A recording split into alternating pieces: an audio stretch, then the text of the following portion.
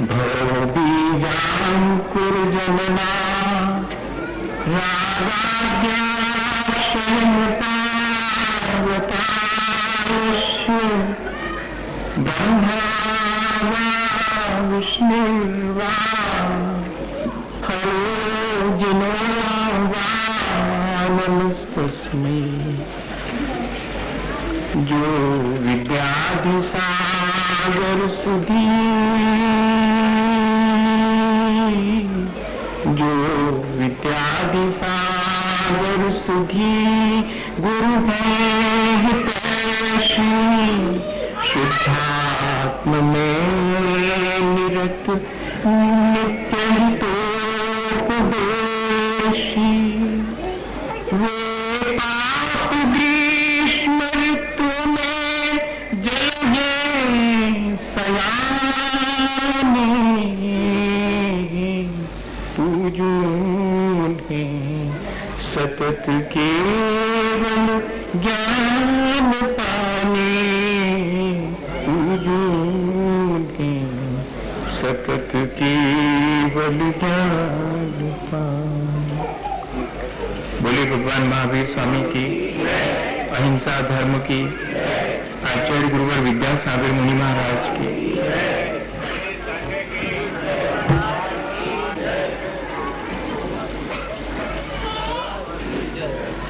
हम सभी लोग हमेशा की तरह आज भी अपने जीवन को कैसे अच्छा बनाएं, इस बात पर विचार करने के लिए बैठे हुए हैं।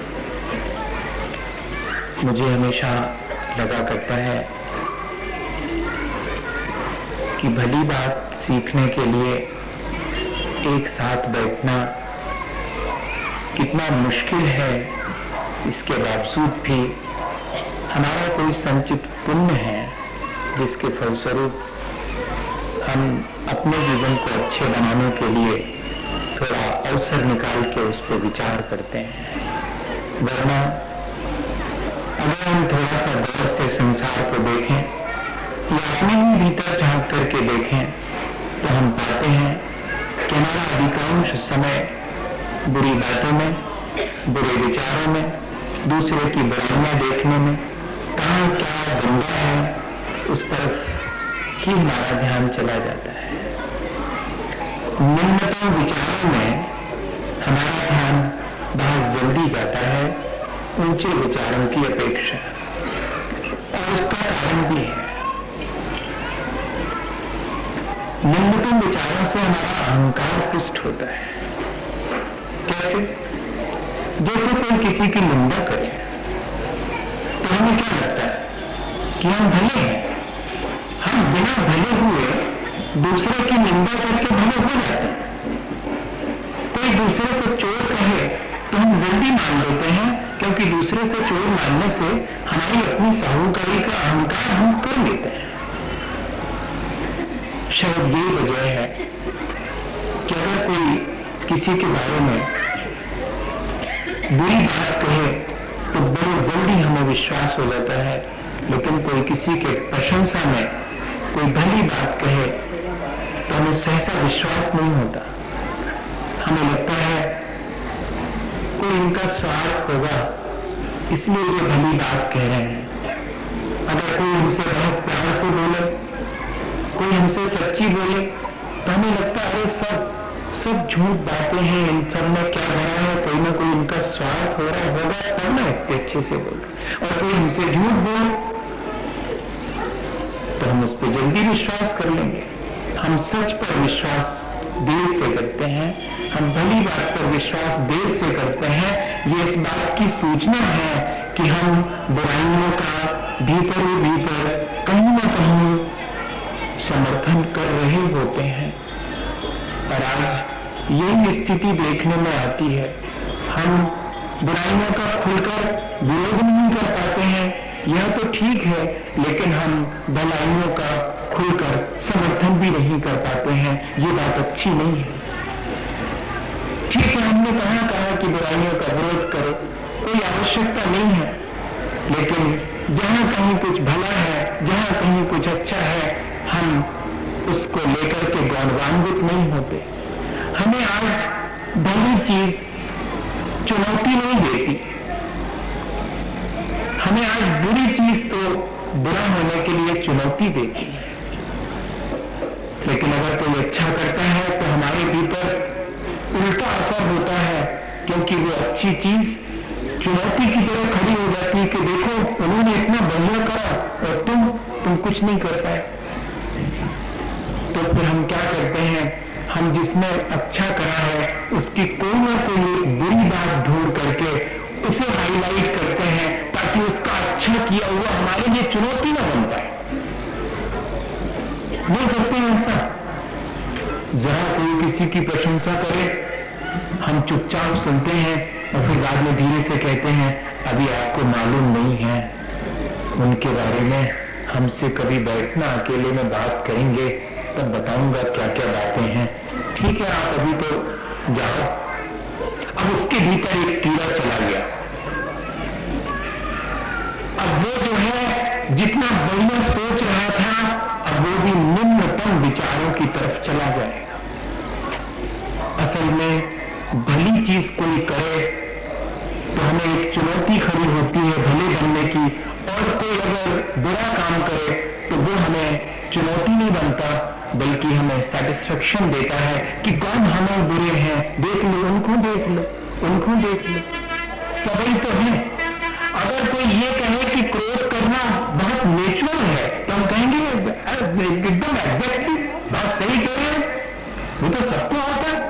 कोई पाप करने को कहे कि भली बात है, पाप करना कोई बहुत बुरी बात नहीं है, वो तो सब लोग करते हैं, तो हमें लगेगा हाँ हम ठीक कर रहे हैं। लेकिन अगर कोई कहे कि पाप करना अच्छा नहीं है तो हम कहेंगे हाँ ठीक है, ऐसी तो किताबों में बहुत बातें लिखी हैं, लेकिन कोई बचो है उसे। क्योंकि अगर हम उस चीज को स्वीकार कर लेंगे तो वो चुनौती बन जाएगी। हमको एक हमारा पड़ोसी वो एक दिन हमसे बोलता है कि तू यार पूजा क्या करने लगा, मेरी तो जान की आफत हो गई। मैंने कहा भैया मेरे पूजा करने से तुम्हारी जान पर कौन सी आफत आ गई? तो बोलता कि मुझे घर में 4 बातें सुनना पड़ती, पिता की और मां की। मां तो जान खाई लेती है, कहती है कि देखो फलाने का लड़का सुबह उठ करके पूजा करने जाता है, पढ़ाई भी तो पढ़ता है वो और पूजा भी करता हो, तुम 8 बजे तक सोए रहते हो। पहले भी हम 8 बजे तक सोते थे लेकिन कोई कुछ नहीं कहता था, लेकिन तुमने मुझसे 6 बजे पूजा करने जाना शुरू किया, तब तक ये तकलीफ मेरे लिए आ गई।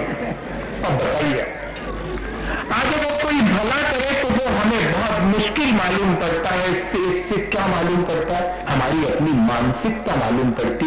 हमारे अपने पीड़ा का कारण कहीं बाहर नहीं, हमारे भीतर ही है। हमारे अपने निम्नतम विचार, हमारा अपना घटिया किस्म का सोच, वो हमारे अपने दुख का कारण है। बाहर कहीं कोई दुख नहीं। बताइएगा किसी के पूजा करने से किसी को कोई दुख मिला है? क्या दुख दे रहा है वो? लेकिन हमने दुख इसमें से निकाल लिया। ऐसे ही हम यहां इस संसार में और जो जो भलाइयां हैं वो सब हमें चूंकि चुनौती बन जाती हैं, इसलिए हम उनकी संगति करना पसंद नहीं करते हैं, बल्कि जहां कुछ बुरा है हम उसके साथ जल्दी खड़े हो जाते हैं। हमें वो बड़ा सेटिस्फेक्शन देता है, बड़ा संतोष देता है कि ठीक तो है, सभी तो ऐसे हैं। अगर कोई किसी साधु की निंदा करे तो हम बहुत जल्दी मान लेते हैं। क्यों? क्योंकि फिर साधु बनने की चुनौती खत्म हो जाती कि सब देख लिया, साधु जी ऐसे होते, इसे हम बने नहीं है, अपन तो ऐसे ही ठीक है।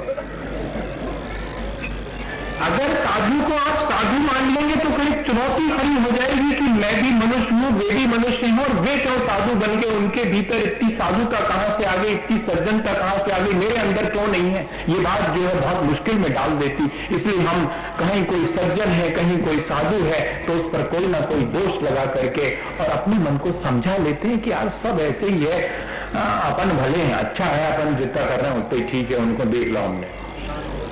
ये बहुत बहुत खतरनाक चीज हम लोगों के बीच डेवलप हो रही। हमें जिंदगी भर कोई हमारे पांव दबाए,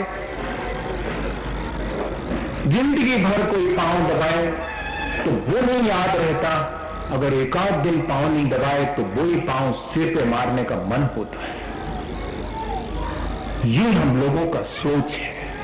हम उपकार क्षण भर में भूल जाते हैं, अपकार हम पूरी जिंदगी जो है याद रखते हैं। इससे क्या मालूम पड़ता है? हमारा अपना सोच घटिया है, हमारे निम्नतम विचार बहुत अधिक हम पुष्ट करते रहते हैं। किसी की भलाई कम हमें दिखाई पड़ती है, बुराई ज्यादा दिखाई पड़ती है।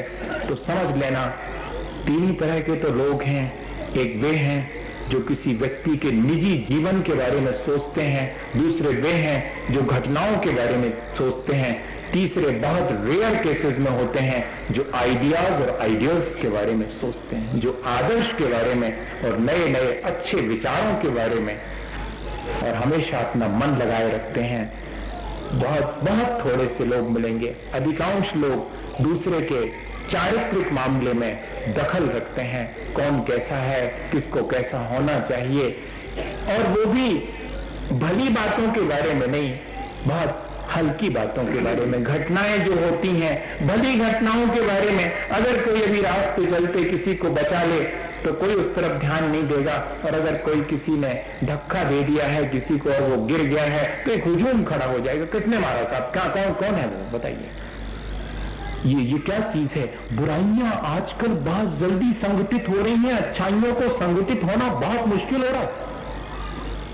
एक भले आदमी के चारों तरफ अगर झांक के देखेंगे तो एक भी आदमी नहीं खड़ा दिखाई देगा उसका साथ देने वाला। बाहर से भीतर भीतर भले ही कहते हो कि है तो भला आदमी, लेकिन हम भले आदमी का बाहर समर्थन नहीं कर पाते हैं, लेकिन मजबूरी में बुरे आदमी का हम साथ देते जाते, क्योंकि उससे हमें लगता है कि हमारी सुख सुविधा और भोग विलास की सामग्री ऐसे ही मिलेगी, बेईमानी से ही मिलेगी।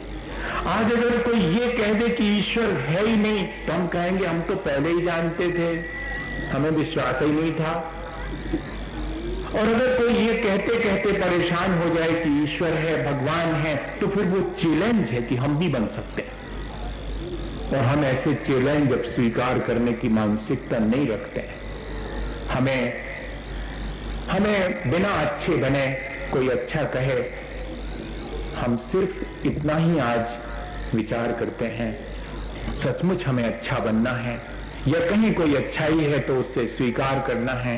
इस तरह की मानसिकता पता नहीं कहां चली गई, इस तरह का सोच पता नहीं कहां हमारे भीतर है। तो हमारे सबके भीतर सोया हुआ है, हमने अपने ही किन्हीं वजहों से उसे अपने भीतर सुला दिया है और इस समय जागृत है अगर तो बुराई हमारी जागृत है। हर एक आदमी के भीतर भलाई और बुराई दोनों होती हैं, जिसको जागृत करना चाहें।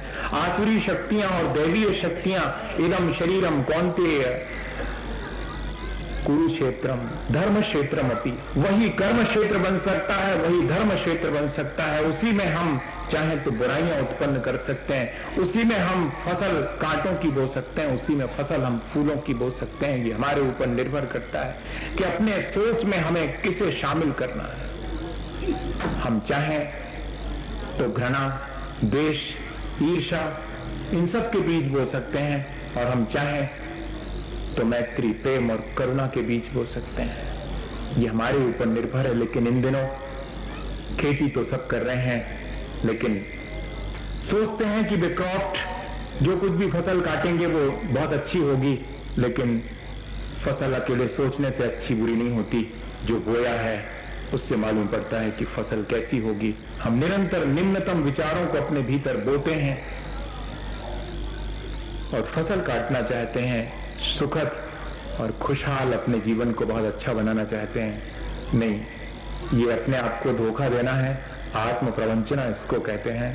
किसी और को धोखा देना तो फिर भी ठीक है, लेकिन अपने आप को धोखे में रखना, अपने आप को धोखा देना, ये बिल्कुल आत्मघात करने जैसी प्रक्रिया है। और हम लोग इन दिनों बहुत गौर से अपने भीतर, मैं किसी दूसरे के बारे में नहीं कह रहा, मैं अपने बारे में कह रहा हूं, आपसे कह रहा हूं, आप अपने बारे में सोचिएगा, मेरे बारे में मैं सोचूं, आप अपने बारे में सोचिए। सब अपने अपने बारे में सोचें कि कहीं मैं ऐसा हो तो नहीं गया हूं। अगर मैं ऐसा हो गया हूं तो मुझे दुख जरूर मिलेगा, और अगर मुझे सुख चाहिए है तो मुझे ये सब बातें अपने में से मिल करना पड़ेगी। एक बार एक आदमी जहाज में यात्रा करता था, जहाज डूबने को थी। मालूम उसने क्या किया, कमिट क्या किया, ईश्वर तक से। हम किसी को नहीं छोड़ते, अगर हमारे भीतर एक बार हमारे निम्नतम विचार पुष्ट होना शुरू हो जाते हैं, मुझे उसके बीच में एक घटना याद आ गई कि कैसे पुष्ट होते हैं वे निम्नतम विचार। गांधी जी के जीवन की है वो घटना। गांधी जी को किसी ने बचपन में एक बच्चे ने मार दिया। वो आए, माँ काम में लगी थी। माँ, वो पड़ोसी के बेटे को समझा देना, वो मुझे बहुत मारता है, मैं उससे कुछ नहीं बोलता हूँ, फिर वो मुझे मारता है। माँ ने सुन लिया, जाओ खेलो। खेलने गया, फिर से पड़ोसी बच्चे ने फिर उसे मारा। तो गांधी जी ने फिर से आके कहा कि माँ, मैंने कहा था कि आप समझा दो उसे, लेकिन वो समझता नहीं है, आप उसे समझाती क्यों नहीं है, वो मुझे मारता है। माँ अपने काम में लगी थी। माँ ने क्या जवाब दिया, जा तू भी उसे मार के आ। इतना सुनते ही गांधी जी ने मालूम क्या कहा था, अरे तू मेरी कैसी माँ है, उसे मारने से नहीं रोकती, मुझे मारना सिखाती है। ये हैं विचार जिन पर कि हमारा पूरा जीवन खड़ा हुआ है। बचपन से हम जिस तरह के विचारों का आसपास पोषण होते देखते हैं, बेईमानी का पोषण करते अपने परिवारजनों को देखते हैं, तो हमारे बेईमान बनने में कोई कमी नहीं रह जाती है। हमारे बेईमान बनने के अवसर पूरे होते हैं। और अपने परिवार में हम अपने बड़े जनों को कितनी भी मुश्किलों में गुजरते देखते हैं, लेकिन ईमानदार देखते हैं, तो हमारे भीतर भी एक मैसेज जाता है, एक संदेश जाता है कि हमें भी ईमानदार बनना चाहिए। लेकिन हम क्या करें, हम स्वयं भी घटिया बातों को पसंद करते हैं। आज अगर मैं पढ़ रहा था कल कि एक पुस्तक मेला लगा, आपको क्या कहूं, मेरे अपने मन की बात, मेरे मन में क्या आ रहा था कि काश मैं उस पुस्तक मेले में पहुंच पाता। मैं अपने अंदर कोई चीज आती है तो छुपाता नहीं, ईमानदारी से करूं। मेरे मन में आता, वो देख करके, उनकी रैक देख करके, उनकी बुक्स देख करके, बड़े फोटोग्राफ्स दिए थे, पूरे 2 पेज में निकला था कि एक बहुत बढ़िया और पुस्तक मेला जिसमें 250 पुस्तकों के जो बुक सेलर्स हैं वो आएंगे और अपने अपने एग्जिबिट करेंगे, पुस्तकें लोग खरीदेंगे। और उसमें से और ऊपर लिखा था कि अकेली जानकारी हासिल करने का नाम ज्ञान नहीं है, अपने आप को जानने का नाम ज्ञान है, जो पुस्तकों में से हमें मिलता है।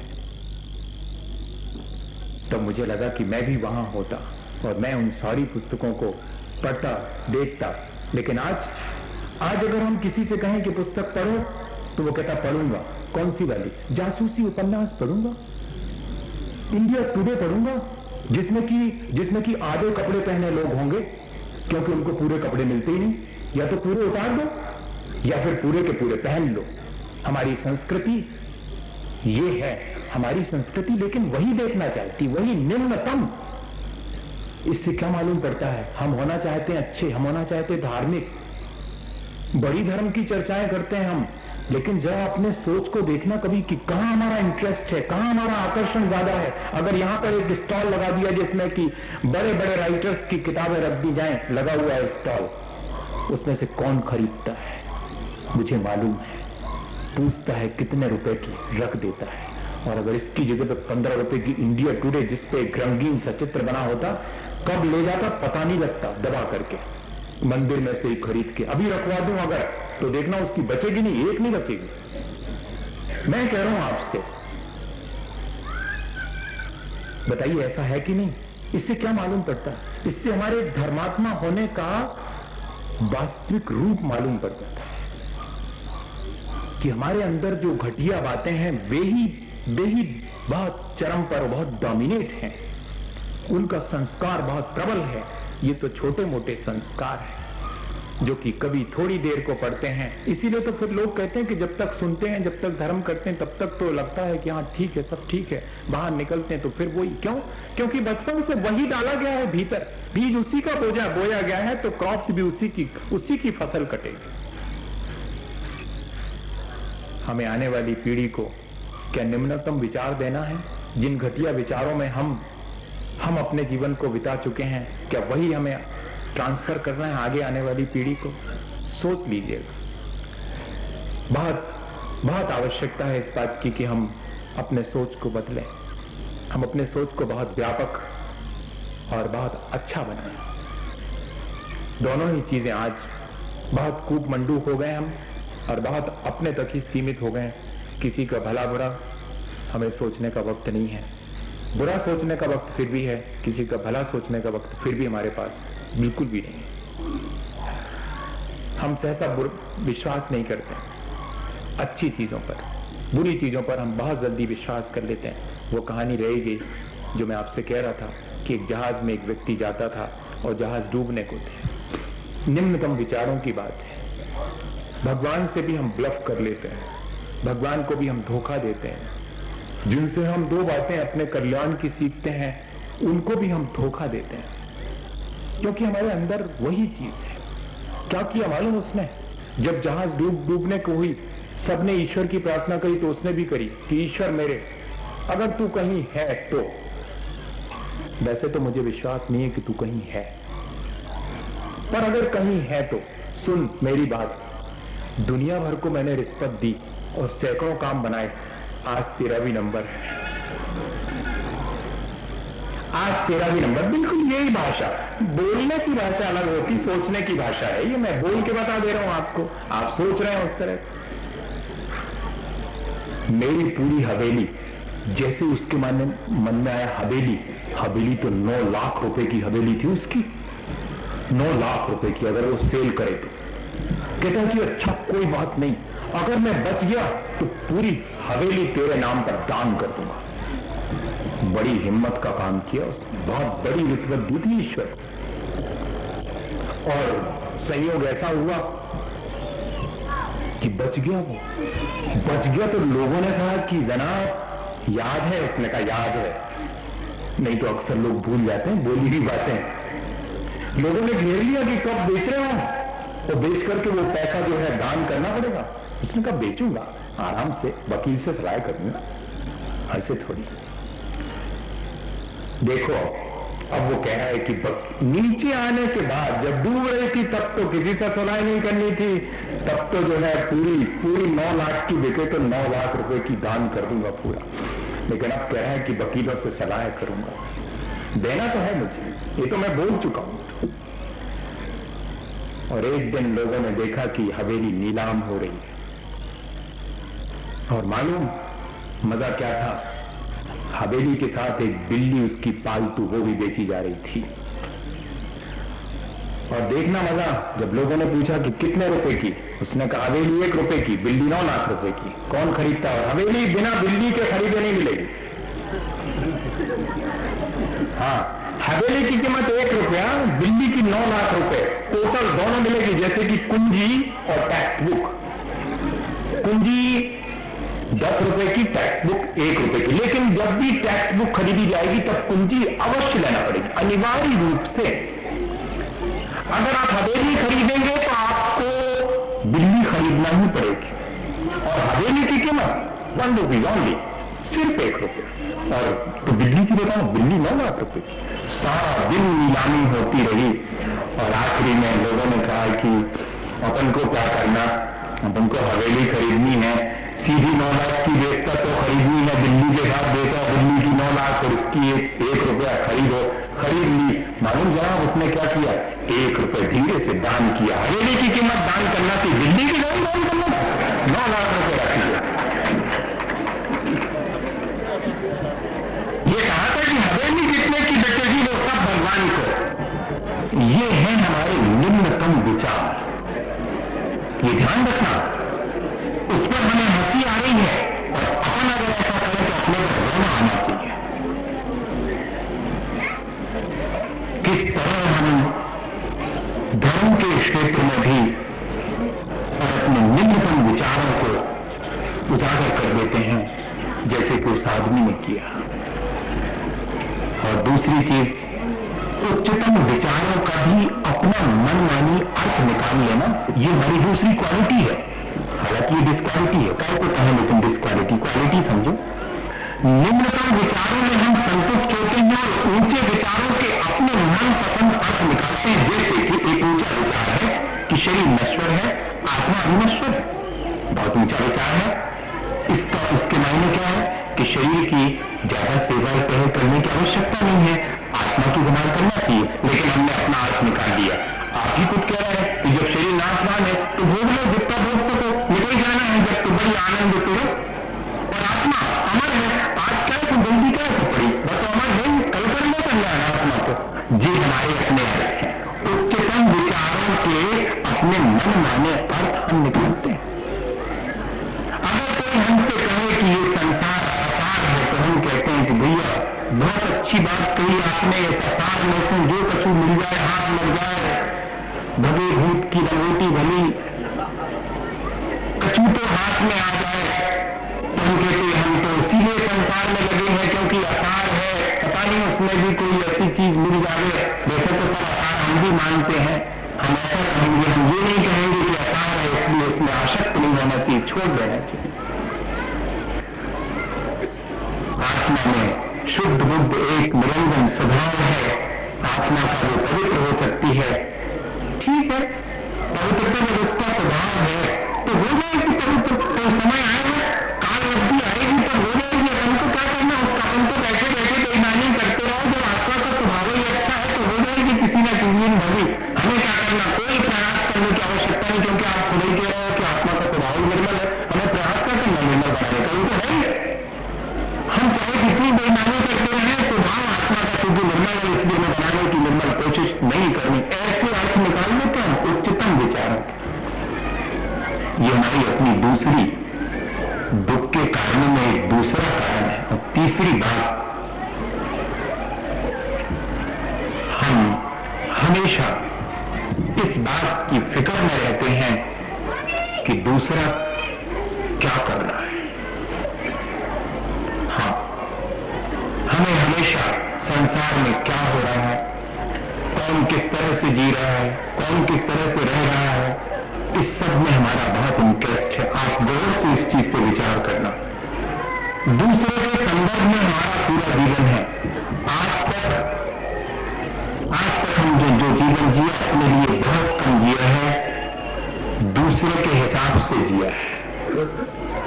अच्छे कपड़े पहनने का मकसद क्या है, मुझे बताएं, थोड़ा विचार करके बता दें, कोई बात नहीं, आज नहीं कल विचार करके बता दें, या कि जो मैं बता रहा हूं उस पर विचार कर दें। मैं अच्छे कपड़े पहन के अच्छा दिखना चाहता हूं, या कि दूसरे को अच्छा दिखाना चाहता हूं, या कि दूसरा अच्छा नहीं है ये साबित करना चाहता हूं, विचार कर लो ना। और तीसरा ही विचार होगा इसमें कि देखे, अभी तक ऐसे देखे नहीं होगे तुमने, तुम्हारे फादर में भी नहीं देखे होंगे, कह नहीं है हम, लेकिन भीतर तो यही भाव है कि देखिए अभी लेटेस्ट लेके आए हैं, देख लो तुम भी। मैं सुंदर दिखूंगा नहीं, लोग मुझे सुंदर कहेंगे, इतना ही नहीं, दूसरे को मैं असुंदर साबित कर दूंगा अपने कपड़ों की सुंदरता के सामने। कहीं ऐसा भाव तो नहीं रहता? अधिकांश मौकों पर शायद ऐसा ही बात विचार आता है।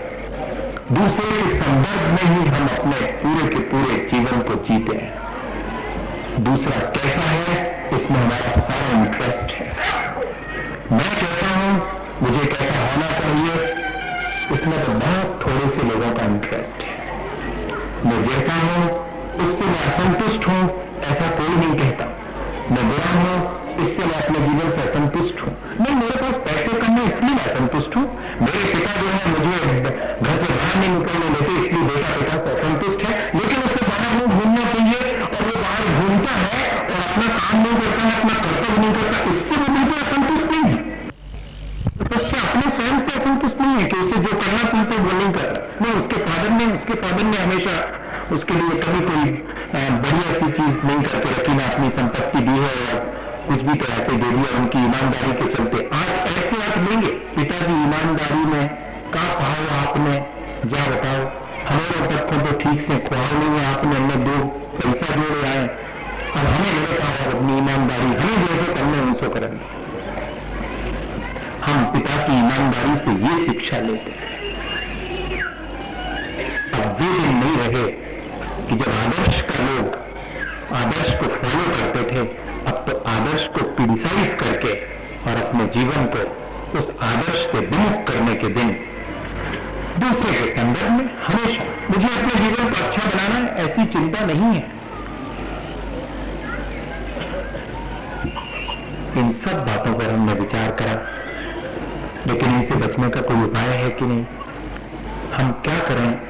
हमारे अंदर बचपन से निम्न विचारों की पौध बढ़ाई गई है, बीज डाले गए हैं, अब हमारा कोई वश नहीं है। चलिए, हमें हमेशा ऊंचे विचारों के मनमाने अर्थ निकालने के लिए प्रेरित किया गया है बचपन से। बताइए हम क्या करें? हम वहां भी मजबूर हैं। और हमने हमेशा अपना जीवन दूसरे के संदर्भ में जीना शुरू किया। दूसरे को देख देख करके हम अपना जीवन शुरू करते हैं, और दूसरे के अंदर जो कुछ भी बुरा है उसको हम जल्दी ग्रहण करते हैं, जो कुछ अच्छा है उसे हम ध्यान ही नहीं देते उसकी तरफ। ये भी हमारी आदत में शुमार है। अब ऐसी स्थिति में करें क्या? इस पर तो हमने विचार कर दिया। तीन ही चीजें हैं भैया जो की जा सकती। इन तीन के अगेंस्ट में तो नहीं कहूंगा, इन तीनों से ऊपर उठने के लिए, इन तीनों से बचने के लिए तीन चीजें हमारे हाथ में हैं। सबसे श्रेष्ठ संसार में कुछ है तो वो है अपनी परम विशुद्ध अवस्था, जिसको हम परमात्मा कहते हैं। क्या हम परमात्मा के रोज दर्शन और उनका गुणानुवाद कर सकते हैं? यदि कर सकते हैं तो धीरे धीरे हमारे भीतर दूसरे की प्रशंसा करने और दूसरे की भलाइयां देखने की दृष्टि अपने आप प्राप्त हो जाएगी। हाँ, यदि हम रोज अपने आदर्श को, भगवान हमारे आदर्श हैं, ईश्वर हमारे आदर्श हैं, अगर रोज हम उनके दर्शन करते हैं और रोज ये विचार करते हैं कि बनना तो मुझे भी ऐसा ही था, तो ये विचार मेरे भीतर धीरे धीरे गिरता जाएगा और मेरे अंदर से जो बुरे विचार हैं वो हटे बिना नहीं रहेंगे। कम से कम उतनी देर तो कम से कम जितनी देर मैं ईश्वर के सामने खड़ा हूं, उनसे रूबरू हूं, उनको याद कर रहा हूं, उनका गुणानुवाद कर रहा हूं, उनकी प्रशंसा कर रहा हूं। इसलिए सबसे पहले रखा है श्रद्धा, दर्शन। जहां कुछ श्रेष्ठ है उसे रोज देखना, जैसे कि जहां कुछ गंदा है वहां रोज देखने का मन होता है, ऐसे ही जहां कुछ भला है, जहां कुछ श्रेष्ठ है उसे रोज देखना, उसके रोज दर्शन करना। और उस दर्शन से हमारे भीतर किसी दिन ये ख्याल आ जाए कि हाँ सचमुच मुझे भी ऐसा बनना है। अब आप आश्चर्य करेंगे, जो बहुत बुरे लोग हैं वे भी अपने भीतर आसपास किसी अच्छाई को देखकर अपने विचारों को बदल देते हैं। मैंने अभी अभी यहां आने से पहले ऐसा कोई विचार नहीं था, पर किताब पलट रहा था, इंटेंशनली पलट रहा था कि शायद कोई नया उदाहरण जो मैंने नहीं सुनाया हो कभी और मुझे आ जाए ध्यान में। आपको तो 1 मिनट लगना है सुन करके, अच्छा लगा तो ताली बजाना नहीं है, और नहीं अच्छा लगा, नहीं समझ में आया तो चुप रह जाना है। लेकिन मैंने कई बार महसूस किया है कि हजारों पेज पढ़ने के बाद एक आध चीज जो है वो प्राप्त होती है। एक बार मुझे 2000 पेज पढ़ने के बाद एक वाक्य मिला था, तो मैंने अपने हाथ से अपनी पीठ पर पटाई थी कि पढ़ना सार्थक हो गया। 2000 पेजों के पढ़ने के बाद एक सेंटेंस मिल गया, ठीक है चलेगा। वो एक श्रेष्ठ विचार, क्या ऐसी लौट हमारे भीतर है कि हम श्रेष्ठ विचारों को, गंदगी के बीच में से भी कोई श्रेष्ठ विचार, जैसे कि कीचड़ के बीच में खिला हुआ कमल, ऐसे ही हमें कोशिश करनी चाहिए। ट्रेन में एक चोर यात्रा कर रहा था। उस समय की बात है जबकि देश आजाद नहीं हुआ था और लोग सत्याग्रह कर रहे थे। आपको पढ़ना हो तो किताब का नाम तो मुझे याद नहीं, पर कन्हैयालाल मिश्र प्रभाकर की किताब है, उसमें से पढ़ा है। वो लिखते हैं कि वो चोर यात्रा कर रहा है, अचानक उसने देखा कि एक कनस्तर रखा हुआ, खुला रखा है, जिसमें पैसे रखे, और एक बूढ़ा सा हुआ सा आदमी उसके पास बैठा है, वो उसकी रक्षा करने बैठा है, और उसके ऊपर एक छोटी सी किताब भी रखी है, उसमें जो कनस्तर में पैसे हैं उसके ऊपर एक किताब सी रखी है। उसने कहा बड़ा आसान तरीका है, इसमें क्या देर लगनी, 20 साल हो गए उसको ट्रेन में चोरी करते। उसने कहा बूढ़े की तो वैसी कमजोर आंख है, कहां देख पाएगा, और उसने बड़ी सफाई के साथ और वो कनस्तर पार कर दिया। चोरी कर ली उस कनस्तर की, लेकिन चोरी करने के बाद अकेले में उसने देखा कि ये कौन सी बुक है। वो बुक नहीं थी, वो तो रसीद बंदी थी जिसमें लिखा था सत्याग्रहियों के लिए आप भी मदद दीजिएगा। ये मदद सत्याग्रहियों के लिए। अब तो बहुत मुश्किल में था वो, बहुत ग्लानि से भर गया कि मैंने कहां हाथ डाल दिया। 20 बरस तक की चोरी से जितनी ग्लानि कभी नहीं हुई उतनी आज ग्लानि हुई। और मालूम उसके जीवन में पहली बार एक श्रेष्ठ विचार आया। उसने अपने पॉकेट में हाथ डाला, सब में कुल मिला के 22 रुपए थे, और उसने उस कनस्तर में वो 22 रुपए डाले। उस रसीद बंदी के पीछे लिखा कि वैसे तो मैं चोर हूं और मैंने ये कनस्तर चुरा लिया था, लेकिन ये बाद में मालूम पड़ा कि इसने सत्याग्रहियों के लिए धन इकट्ठा किया है, मेरा भी स्वीकार करिएगा, इसमें मेरा भी थोड़ा सा धन है। वे सब लोग देश को आजाद कराएं, और मैं जब तक देश आजाद नहीं होगा तब तक इस काम को नहीं करूंगा। एक छोटी सी चीज, एक छोटी सी चीज, और हमारे अंदर ऐसा कोई विचार आता है क्या? कभी झटके से आ जाए, बाइबल में आ जाए, ऐसा होता है? कितनी बार हम देखते हैं लोगों को अच्छा करते, लेकिन कभी हमारे जीवन में कितनी बार हम भलाई करते लोगों को देखते हैं। ईश वंदना हमारे जीवन में, अगर एक बार ईश वंदना सिर्फ भगवान के दर्शन और उनका स्मरण ही नहीं है, मैं तो सोचता हूं कि अच्छाइयों का स्मरण और अच्छाइयों का दर्शन ही ईश दर्शन है। जहां जहां भी अच्छाई है वहां ईश्वर है। जो मंदिर में बैठा हुआ है वो कहीं और भी दिखने में आता है, वो हमारे भीतर भी दिख जाता है। जब जब हम अच्छे होते हैं तब तक हम अपने भीतर बैठे ईश्वर के दर्शन कर लेते हैं। क्या अपने जीवन में हम ऐसा ईश दर्शन आदत डाल लें तो कोई बहुत बड़ी चीज नहीं है। ज्ञान की आराधना करना दूसरी चीज है। हमेशा जहां भी भली बातें सुनने, पढ़ने, अभी तो देखने में आ रही हैं, लेकिन सुनने और पढ़ने में आए तो उन भली बातों को जरूर से महत्व देना। हम लोग न भली बातें पढ़ने की आदत डालते हैं, अच्छी चीज पढ़ने की, अच्छे विचार पढ़ने की आदत डालें, रोज रोज पढ़ें। ठीक है, उन विचारों से हम ये बहुत जल्दी कह देते हैं, बेटे इतने अच्छे अच्छे विचार पढ़ते हैं, इतनी अच्छी अच्छी किताब पढ़ते हैं, मैंने देख तो लो उनको जीवन कैसे हो। रहने दो, पढ़ते तो हैं, हम उसमें भी ये गंदगी निकाल लेते हैं कि हमने बहुत देखे पढ़ता लोगों को, अकेले पढ़ा कर रहे हैं और तो बाकी बेईमानी करते हैं। जब मैं कहूंगा इस बात को तो दूसरे ढंग से कहूंगा, मैं भी कह देता हूं कभी कभी कि अकेले पढ़ने से कुछ नहीं होता, लेकिन मैं वो नहीं कह रहा हूं कि पढ़कर के अपने जीवन को नहीं बदले। मैं वो कह रहा हूं कि ठीक ऐसा क्यों ना पढ़ें जिससे कि हमारा जीवन बदल जाए। ज्ञान की आराधना के मायने क्या है? जहां किसी ने थोड़ा सा भी अपने ज्ञान के द्वारा आचरण को बदल लिया है, क्या हम उसकी प्रशंसा नहीं कर सकते? जहां किसी ने बहुत अच्छी बातें कहीं लिख रखी हैं, क्या हम उस व्यक्ति को याद करके उन अच्छी बातों को अपने जीवन में ग्रहण नहीं कर सकते? ज्ञान की आराधना भी बहुत आवश्यक है। धीरे धीरे हम अपनी अज्ञानतावश भी बहुत सारी घटिया बातों को अपना लेते हैं।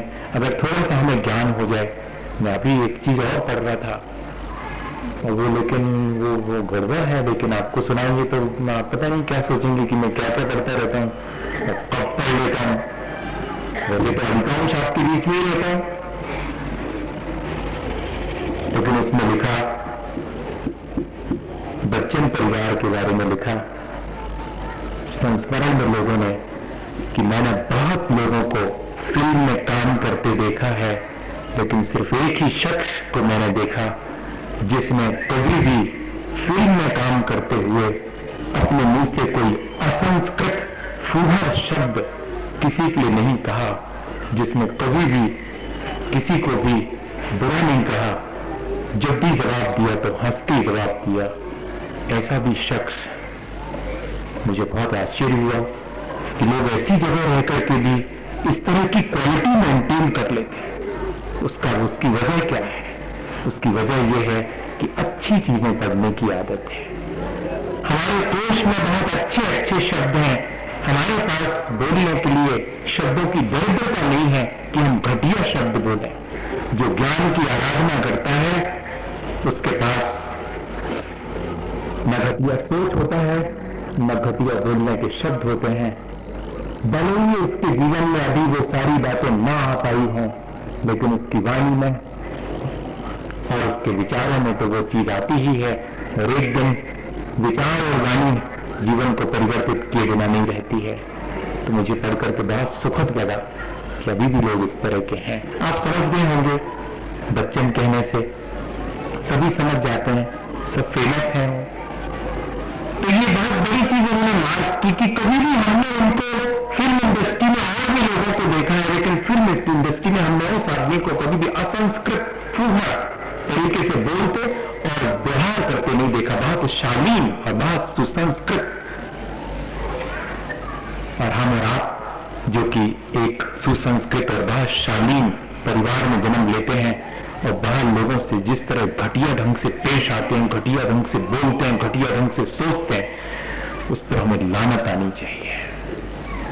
मैं तो ऐसी भाषा आपके यहां आकर के बोलने लगा, ऐसा लानत शब्द ही बोल दिया मैंने आज। वो पढ़ने का असर होता है। लेकिन लगने लगता है कई बार कि हम कैसे तो कर रहे हैं, कैसे तो जी रहे हैं, कि ऐसे हम हैं। नहीं, ऐसे तो हमें नहीं करना चाहिए, ऐसा तो हमारा स्वभाव नहीं है, फिर हम क्यों ऐसा करें? ये लगने लगता है मुझे। खुद भी बैठे बैठे ये बात आने लगती है। अभी बैठे बैठे और जब उनको उठा करके और वहां ले जा रहे थे तो मेरा मन था कि किसी के कंधे पर सिर रख के फूट फूट के मैं रो लूं। आपसे कुछ नहीं छिपाता कि मैं कुछ नहीं कर सकता हूं, बातें तो सब जानता हूं, क्या कर सकता हूं? आप कर सकते हैं, पैर दे सकते हैं, आप आंख दे सकते हैं, आप दो पैसे दिखाएंगे कि ये ले, क्या दे सकते हैं आप? और उसके बाद भी आप अहंकार करेंगे कि मैंने दिया।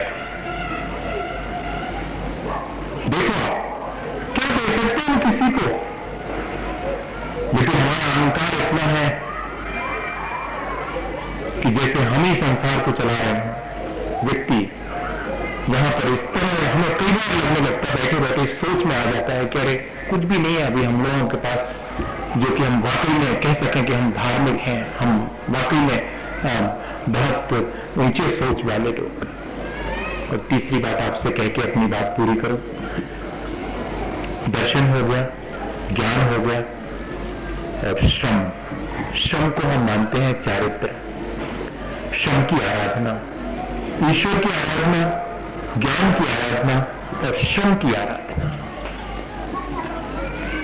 इसी को आप कह लें कि सम्यक दर्शन, सम्यक ज्ञान और सम्यक चारित्र। जैसा आपको कहना हो। और किसी को सामान्य रूप से देखना हो तो अपने जीवन में वो बढ़ाए, ईश्वर की आराधना बढ़ाए, ज्ञान की आराधना बढ़ाए, श्रम को महत्व दे, श्रम की आराधना करें। कोई भी जो चीज हम हासिल करें वो अपने हाथों से भले प्रकार से करके नीति न्यायपूर्वक श्रम करके हम उस चीज को अर्जित करें, फिर देखिएगा उस चीज का कितना आनंद आता है। शायद ईश्वरचंद्र विद्यासागर के जीवन का संस्मरण है। वे किसी बहुत बड़े सम्मेलन में और भाषण के लिए जा रहे थे और वो उतरे। छोटी सी जगह पर उनका भाषण था। उन्होंने कह दिया था कि कोई मुझे लेने नहीं आए। हो सकता है कि मैं नाम भूल भी रहा हूं, लेकिन भूल सकता हूं, कोई बहुत बड़ी चीज नहीं है, पर मुझे ऐसा लगता है कि वही है। तो अगर कहीं गलत हो जाऊं तो बाद में मुझे कह दीजिए। एक आध बार जैसे मैंने जर्मनी की जगह पे एक बार जापान बोल दिया था, उसके लिए मैंने एक्सक्यूज भी किया था बात को। किसी ने मुझे सलाह बताया था कि आप भूल से, क्योंकि बर्लिन तो जर्मनी में है, जापान में नहीं है। मेरी गलती हो गई थी, किसी संडे को मैंने बोल दिया था। ऐसे ही आज भी कह रहा हूं कि शायद ईश्वरचंद्र विद्यासागर का ही जीवन का है, बंगाल में पैदा हुए वो, या और किसी का हो तो मुझे बता दीजिएगा, मैं सुधार लूंगा। तो क्या हुआ कि वो छोटी जगह पर नीचे उतरे तो उसी लेक्चर को सुनने के लिए एक नौयुवक बना ठना, हाँ बना ठना तो जरा बढ़िया से कंगी वंगी कर ली, पट्टी पाड़ ली, चश्मा लगा लिया, जीन्स पहन लिया और लॉकेट वॉकेट जो है बाहर लटका लिया, आगे के 4 बटन खोल लिए, हो गए। और क्या आज के नौयुवक की शक्ल देखनी हो तो ये खाता है इसको, और क्या आप बताइए मैं गलत कह रहा हूं अगर तो हमारे अपने युवक की अगर कोई तस्वीर आज है तो इतनी रहे, इससे कोई बड़ी तस्वीर हमें नहीं देखने में आती, बहुत थोड़े लोगों की देखने में आती है, 10% लोग, 90% के साथ तो यही है। इसके बाद भी हम अपने को बहुत अच्छा मानते हैं। वो नौयुवक उतरा उसमें से, सूटकेस भी लिए थे वो, भले ही खाने को ना हो, घर में बहन की शादी करने को पैसे ना हो, लेकिन भैया घूमेंगे। एक व्यक्ति ने देखा था कि जुल्फे रखाएं पतलून पहने, नहीं यार कुछ इसी तरह का था वो, याद नहीं कहा कि क्या वो पतलून पहने जुल्फे रखाएं भैया भैया को खाएं। किसी ने लेकिन वो तो बोला कि भले जो किस दिन खाया हो भैया को खाएं, जुल्फे रखाएं पतलून पहने। तो वो ऐसे ही निकले और सूटकेस लिए बढ़िया से, और फिर सूटकेस नीचे रखा। देखो इतना सा सूटकेस, लेकिन अब चूंकि हम बहुत बड़े हैं, स्टेटस है हमारा, एक कुली कुली आवाज दे रहे हैं, कुली जबकि उतारा हमने नीचे है खुद अपने हाथ से, और उसको ले जाने के लिए कुली चाहिए। ठीक कोई नहीं था वहां, ईश्वर चंद उतरे थे नीचे, सामान्य सी ड्रेस में थे, उन्होंने कुछ नहीं देखा यहां वहां, ये ले चलना है क्या? हाँ उठा लो, उठा लिया ईश्वर चंद ने। कहां चलना है? चलो बताता हूं कहां तक चलना है। भाषा हो रहती है, भाषा हो रहती, नहीं तो पैरा कैसे क्रिएट होगा, नहीं तो कोई बुद्धू समझेगा हमको। हमारे टाइम में जब हम एमटेक में पहुंच गए थे, फर्स्ट ईयर वाला मेरे से बस में बैठे हुए याद आ गए, बस में बैठे थे तो 10 आदमी को मैं खड़े हो गया, उसको बिठा लिया, तो वो गंध में कहता है परोपकारी। मैंने कहा ठीक, सुन लिया तुमने। फिर हमने कहा किस क्लास में पढ़ते हो? तो बोलता है कि तुम लगता है मैं आया हूं। हमें बड़ा अजीब लगा, हम लोग कुछ लगता है इसको। नीचे उतर करके मुझे आज तक याद है कि मैंने कभी भी इस तरह उलझा नहीं करी, लेकिन पहली बार नीचे उतरने के बाद आधा तो निकाल के दिखाया था उसको आइडेंटिटी कार्ड, आधा निकाल के फिर भीतर रख लिया था। फिर वो कहता सॉरी सर, फर्स्ट ईयर में आया था, लेकिन हड़कम कितनी होता सबके जीवन में इस तरह से देखने में आता है। जो जितना गुणों में कम होगा वो अपने को उतना अधिक ताम झाम भारी भरकम दिखाने की कोशिश करेगा संसार में। हाँ ये चल पड़ा है, चलन है, फैशन है। तो ऐसी भाषा बोली, ले चल जहां तक चलूंगा, पैसे ही तो लेना ना, चले लो, देखना आप मजा। उसी सभा में सुनने आया था ईश्वरचंद विद्यासागर का लेक्चर, और उन्हीं से उठवा के ले जा रहे, और वहां पहुंचने के बाद रखवा लिया उसने, कितने पैसे हुए? उसने कहा ईश्वरचंद ने कहा कोई पैसे वैसे की बात नहीं। तो कहते तुम कुली नहीं हो? कुछ नहीं बोले, तुम्हारा सामान मैंने ढोया है इसलिए कुली तो हुई, और कुछ नहीं बोल करके आगे चले गए। और जब उसने मंच पर उनको लेक्चर देके सुना तो अब तो पसीने पसीने, बाद में माफी मांगता है उनसे, तो उसके कंधे पर प्यार से हाथ रख के वो एक ही बात कहते हैं कि देख भाई, मेरे लेक्चर को सुनने तू आया, जो भी सुना हो, तो मेरी एक ही शिक्षा है कि कभी भी श्रम का अनादर नहीं करना, स्वयं श्रम करना, और कोई श्रम करे तो उसकी इतनी छोटी सी कीमत मत आंकना कि 2 पैसे ले ले और जा, उसने तुम्हारी मदद की है, उसका सम्मान मन के भीतर। आज के हम अपने नौकर का सम्मान कर पाते हैं?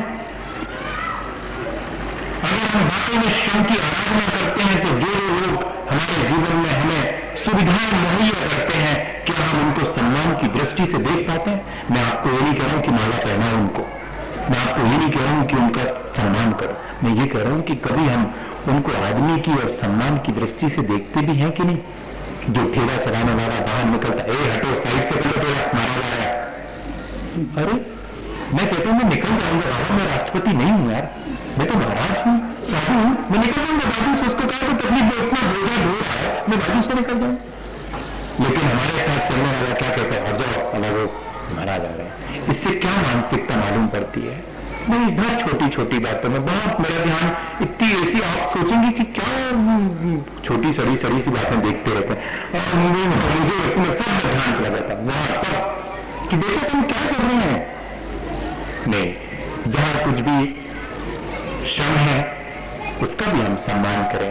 कोई हमारे लिए सेवा कर रहा है, कोई अपनी सेवाएं दे रहा है, ठीक है, हम उसके पैसे तो हम दे रहे हैं उसके लिए, लेकिन पैसे के साथ साथ क्या हम प्यार नहीं दे सकते उसको? क्या उसकी कमी है हमारे पास में? पैसा तो दिया ही हमने काम भी कराया उससे। लेकिन अगर हम ऐसा करेंगे तो सचमुच हमारे भीतर अच्छे विचार आना शुरू होंगे, बुरे विचार कम होंगे, जो हमारे संस्कार पड़ गए हैं। अगर हम श्रम की आराधना शुरू करेंगे, दूसरे का सम्मान ही तो कर रहे हैं, ज्ञान का सम्मान कर रहे हैं, श्रम का सम्मान कर रहे हैं, जहां ईश्वरपना है, जहां साधुता है, जहां सज्जनता है, उसका सम्मान कर रहे हैं। अगर ये तीनों चीजें अपने जीवन में हम धीरे धीरे शामिल करें, पोलाइटली, बहुत साइलेंटली, बहुत धीरे से और बहुत शालीनता के साथ एक एक करके इन चीजों को अपने में शामिल कर ले, तो कोई वजह नहीं है कि हमारे अनादिकाल से पड़े हुए जो निम्न विचार हैं वे धीरे धीरे तो हटेंगे।